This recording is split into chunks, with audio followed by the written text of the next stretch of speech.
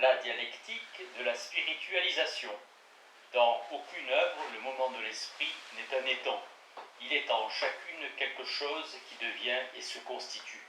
Comme Hegel s'en aperçut pour la première fois, l'esprit des œuvres d'art s'intègre ainsi à un processus prédominant de spiritualisation, à celui du progrès de la conscience. L'art aimerait, par sa spiritualisation croissante, par sa séparation de la nature, révoquer précisément ce divorce dont il souffre et qu'il inspire. La spiritualisation a en outre fourni à l'art ce que depuis l'Antiquité grecque, l'activité artistique rejetée comme peu agréable et repoussant pour les sens. Baudelaire a en quelque sorte inauguré le programme d'un tel mouvement. Au sein de la théorie de l'œuvre d'art, qu'il appelait romantique, Hegel visait l'irrésistibilité de la spiritualisation d'une manière historico-philosophique.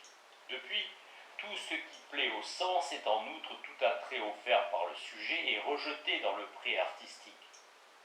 La spiritualisation, élargissement permanent du tabou mimétique à l'art, domaine naturel du mimétisme, travaille à son autodissolution, mais également en tant que force mimétique, travaille efficacement dans le sens de l'identité de l'œuvre à elle-même, qui élimine ce qui lui est hétérogène et renforce ainsi son caractère d'image.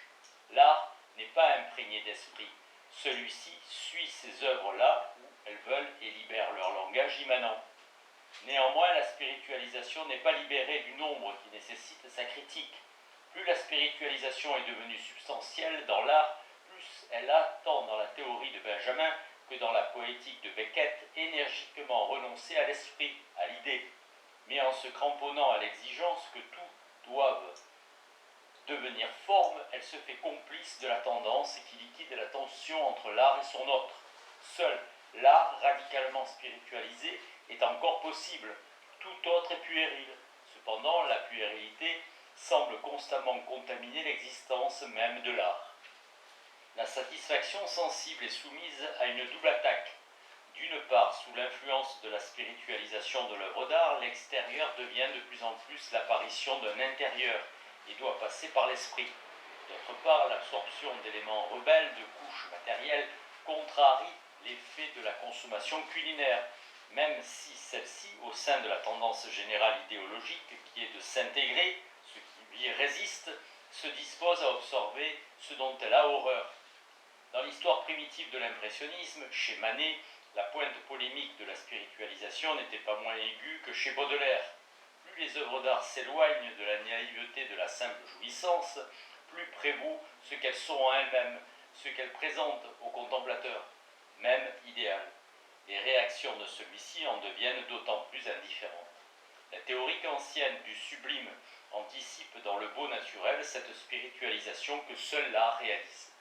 Ce qui dans la nature est sublime n'est pour lui précisément que l'autonomie de l'esprit vis-à-vis de la prépondérance de l'existence sensible, et elle ne se réalise que dans l'œuvre d'art spiritualisée. À la spiritualisation de l'art est bien sûr mêlé un résidu trouble. Chaque fois qu'elle ne s'accomplit pas dans la concrétion de la structure esthétique, le spirituel libéré s'établit comme couche matérielle de second ordre. Pointée contre le moment sensuel, la spiritualisation se tourne de plusieurs manières et aveuglément contre la différenciation de celui-ci, elle-même spirituelle, et devient abstraite. À l'origine, la spiritualisation s'accompagne d'une tendance à la primitivité et vis-à-vis de la culture sensible incline vers la barbarie. Le fauvisme, comme son nom l'indique, en fit son programme. La régression est l'ombre de la résistance à la culture affirmative. La spiritualisation dans l'art doit faire la preuve qu'elle sait dépasser cela et recouvrer la différenciation réprimée, sinon elle dégénère en acte de violence de l'esprit. Elle est néanmoins légitime comme critique de la culture par l'art, lequel est un aspect de celle-ci, et ne trouve cependant aucune satisfaction en celle qui échoue. La signification des traits barbares dans la place qu'ils occupent dans l'art nouveau se modifie historiquement. L'amateur délicat qui se signe devant les réductions des Demoiselles d'Avignon ou des premières pièces pour piano de Schoenberg est à coup sûr plus barbare que la barbarie qu'il redoute. Dès que dans l'art apparaissent de nouvelles sédimentations, elle refuse les anciennes et recherche tout d'abord l'appauvrissement. le refus de la fausse richesse et même des formes de réaction évoluées. Le processus de spiritualisation de l'art ne constitue pas un progrès linéaire. Il se mesure à la manière dont l'art est capable d'intégrer dans son langage formel ce que la société bourgeoise condamne et de révéler à l'intérieur du stigmatisé cette nature dont l'oppression est le mal véritable.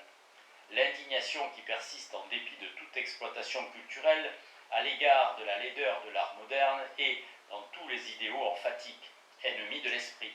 Elle interprète cette laideur sur tous les projets repoussants au pied de la lettre et non comme pierre de touche de la puissance de la spiritualisation ou comme chiffre de la résistance dans laquelle celle-ci se vérifie. Le postulat de Rimbaud de l'art moderne radical est le postulat d'un art qui, dans la tension de spleen et idéal, tension de la spiritualisation et de l'obsession, se meut à travers ce qui est le plus éloigné de l'esprit. Le primat de l'esprit dans l'art et l'irruption de ce qui auparavant était tabou sont deux aspects du même fait. Il s'applique à ce que la société n'a pas déjà approuvé et préformé socialement et devient en conséquence le rapport social d'une négation déterminée. La spiritualisation ne se réalise pas par des idées exprimées par l'art, mais par la force avec laquelle elle pénètre les couches non intentionnelles et opposées aux idées. C'est surtout pour cela que le banni et l'interdit séduisent la sensibilité artistique. Par sa spiritualisation, l'art nouveau évite, comme le veut la culture pédante, la contamination par le vrai, le beau, le bien. Ce qu'on a l'habitude d'appeler critique sociale ou engagement de l'art, son aspect critique ou négatif, est, jusque dans ses plus intimes éléments, inséparable de l'esprit, sa loi formelle. Le fait qu'on exploite obstinément ces moments les uns contre les autres est le symptôme d'une régression de la conscience. La spiritualisation est le chaotique.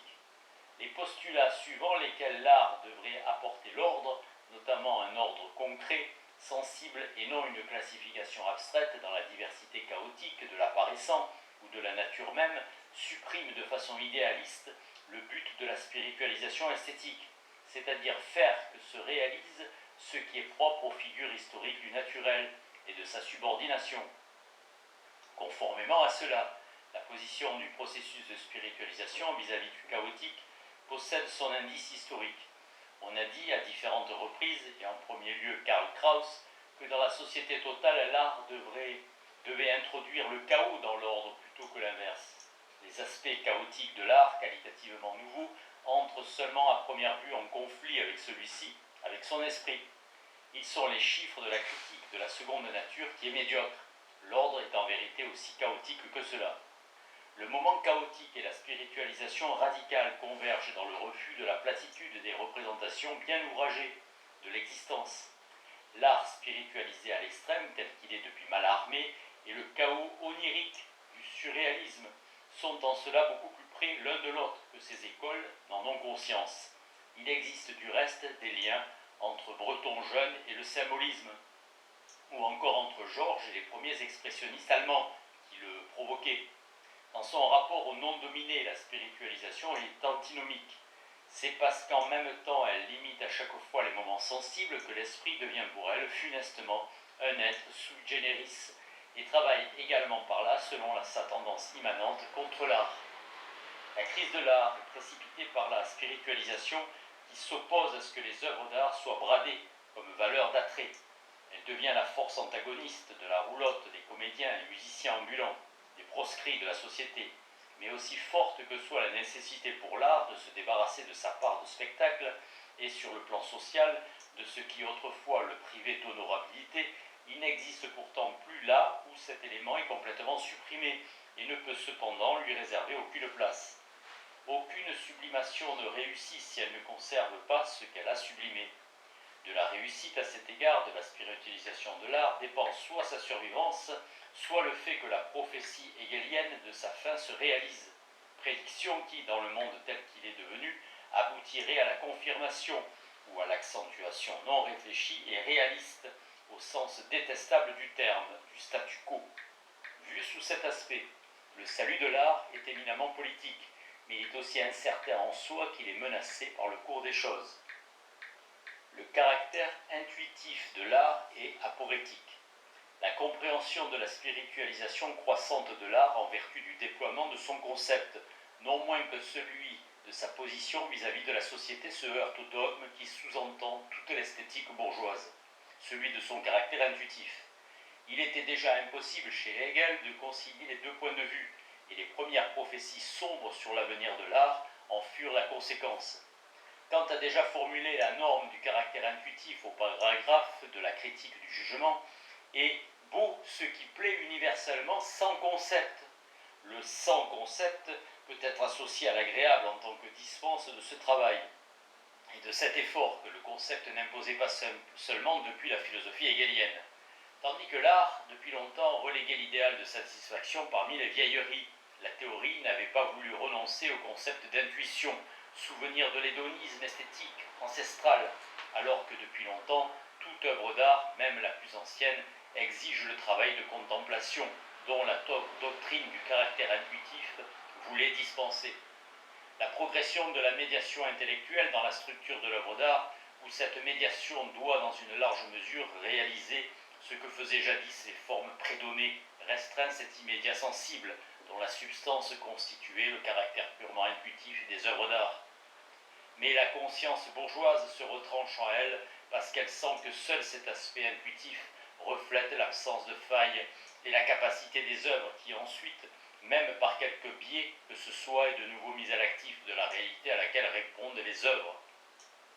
Cependant, totalement dépourvu de moments intuitifs, l'art ne ferait simplement qu'un avec la théorie, tandis qu'il devient pourtant manifestement impuissant en soi lorsque, par exemple, comme pseudomorphose de la science, il ignore la différence qualitative qui le sépare du concept discursif. Sa spiritualisation en tant que primat de ces procédures l'éloigne précisément de la naïve conceptualité et de la représentation vulgaire de l'intelligible. Alors que la règle du caractère intuitif accentue son opposition à la pensée discursive. Elle supprime la médiation non conceptuelle, le non sensible dans la structure sensible qui, tout en constituant celle-ci, la brise de toute façon et la soustrait à l'intuition dans laquelle elle apparaît. La norme du caractère intuitif, qui nie le caractère implicitement catégoriel des œuvres, réifie l'intuition elle-même en quelque chose d'opaque, d'hermétique, et en fait par sa pure forme une copie du monde endurci, la met sur le qui-vive à l'égard de tout ce par quoi l'œuvre pourrait détruire l'harmonie qu'elle reflète. En réalité, la concrétion des œuvres dans l'apparition qui les secoue et les bouleverse va bien au-delà de cette intuition qu'on oppose habituellement à l'universalité du concept et qui s'accorde bien avec le toujours semblable. Plus le monde continue d'être impitoyablement dominé de part en part par l'universalité, plus il est facile de confondre les rudiments du particulier en tant que rudiments de l'immédiat avec la concrétion, tandis que sa contingence est le moule de la nécessité abstraite. Cependant, guère plus que l'existence pure et que l'isolement non conceptuel, la concrétion artistique n'est cette médiation par l'universel qui évoque l'idée du type. Aucune œuvre d'art authentique n'est typique par définition. Lukács pense en béotien lorsqu'il oppose des œuvres typiques, normales, aux œuvres non typiques et pour cela aberrantes. Sinon, l'œuvre d'art ne serait rien qu'une sorte de contribution préalable à la science à venir. L'affirmation reprise de l'idéalisme, selon laquelle l'œuvre d'art est l'unité présente de l'universel et du particulier, est totalement dogmatique. Vaguement empruntée à la doctrine théologique du symbole, la rupture a priori entre le média et l'immédiat, à laquelle aucune œuvre d'art émancipée n'a pu jusqu'aujourd'hui échapper, le convainc de mensonge. Si elle est dissimulée, au lieu que l'œuvre s'abîme en elle, elle est perdue. C'est précisément l'art radical qui, en se refusant aux desiderata du réalisme, tend vers le symbole. Il faudrait démontrer que les symboles, ou bien dans le langage, les métaphores, tendent dans l'art nouveau à s'émanciper vis-à-vis de leur fonction symbolique et apportent leur contribution à la constitution d'un domaine antithétique, à la réalité empirique et à ses significations. L'art absorbe les symboles par le fait que ceux-ci ne symbolisent plus rien. Des artistes avancés ont eux-mêmes réalisé la critique du caractère symbolique. Les chiffres et les caractères du modernisme sont tous des signes devenus absolus, oublieux d'eux-mêmes. Leur pénétration au sein du médium esthétique et leur hostilité à l'égard des intentions sont deux aspects d'une même chose. Le passage de la dissonance au statut de matériau musical doit être interprété d'une manière analogue. En littérature, ce passage s'est produit relativement tôt dans le rapport de Steinberg à Ibsen, dans la phase tardive duquel il s'amorce déjà. La littéralisation de ce qui a auparavant été symbolique confère, sous forme de choc, au moment spirituel émancipé dans la réflexion seconde, cette autonomie telle qu'elle s'exprime funestement dans la couche occulte de l'œuvre de Strindberg et devient productive dans la rupture avec tout caractère représentatif. Le fait qu'aucun symbole n'existe prouve que l'absolu ne se manifeste immédiatement dans aucune œuvre, sinon l'art ne serait ni apparence ni jeu mais réalité. La pure intuition ne peut être attribuée aux œuvres d'art du fait que par leur constitution elles sont réfractées. Cette réfraction est d'avance médiatisée par le caractère du comme si. Si elle était totalement intuitive, elle deviendrait elle-même cette réalité empirique dont elle se détourne. Toutefois, sa médiateté n'est pas un a priori abstrait, mais concerne tout moment esthétique concret. Mais même les œuvres qui parlent le plus au sens continu, en vertu de leur relation avec l'esprit des œuvres, d'être non intuitives. Aucune analyse d'œuvres importantes ne pourrait prouver leur pur caractère intuitif. Toutes sont imprégnées de conceptuel. Elles le sont littéralement dans le langage, indirectement même dans la musique la plus éloignée des concepts, dans laquelle, sans égard pour la genèse psychologique, on peut si expressément distinguer l'intelligence de la sottise. Les desiderata de l'intuition aimeraient conserver le moment mimétique de l'art, aveugle au fait que ce moment ne survit que par son antithèse, qui est que les œuvres disposent rationnellement de tout ce qui leur est hétérogène. Dans le cas contraire, l'intuition deviendrait fétiche. Dans la sphère esthétique, l'impulsion mimétique affecte plutôt la médiation, le concept, le non présent. Elle est inséparable de tout art. Mais il devient ainsi quelque chose de qualitativement autre que les concepts, éléments distinctifs d'objets empiriques. L'introduction de concepts n'est pas identique à la conceptualité de l'art. L'art n'est pas davantage concept qu'intuition, et c'est par là qu'il proteste contre la séparation. Son caractère intuitif diffère de la perception sensible, parce qu'il se réfère constamment à son esprit. L'art est saisie immédiate d'un non intuitif. Il est semblable au concept sans concept. Mais il met à nu dans les concepts sa couche mimétique, non conceptuelle. C'est pourquoi l'art moderne a consciemment ou inconsciemment percé le dogme de l'intuition. Dans la doctrine du caractère intuitif, il reste vrai que l'intuition met en lumière dans l'art le moment de l'incommensurable qui n'apparaît pas dans la logique discursive et fait ressortir en réalité la clause générale de toutes ces manifestations. L'art s'oppose autant au concept qu'à la domination, mais pour cette opposition, il a besoin, comme la philosophie, des concepts. Son prétendu caractère intuitif est une construction aporétique. Elle voudrait d'un coup de baguette magique traiter les disparités qui se regroupent dans les œuvres d'art comme des identités. Et pour cette raison, elle est repoussée par les œuvres d'art dont aucune ne résulte en une telle identité. Le terme Anspruchlichkeit, caractère intuitif, c'est-à-dire qui s'impose à l'esprit avec évidence, par opposition à la médiation discursive, conceptuelle, donc ce terme est emprunté à la doctrine de la connaissance discursive, dans laquelle il définit le contenu qui serait formé, témoigne autant de l'aspect rationnel de l'art qu'il masque ce moment en distinguant le côté phénoménal et ensuite en l'hypostasiant. La critique du jugement contient une indication selon laquelle l'intuition esthétique est un concept aporétique. L'analytique du beau s'applique au moment du jugement de goût. Kant dit à ce sujet dans une note du paragraphe 1 qu'il a cherché à juger sur quoi, dans sa réflexion, porte la puissance de juger selon les indications des fonctions logiques, car le jugement de goût est toujours en rapport avec l'entendement. Cela contredit de façon flagrante la thèse de l'agréable universel sans concept. Il est remarquable que l'esthétique kantienne ait maintenu cette contradiction et y est explicitement réfléchi sans la clarifier définitivement.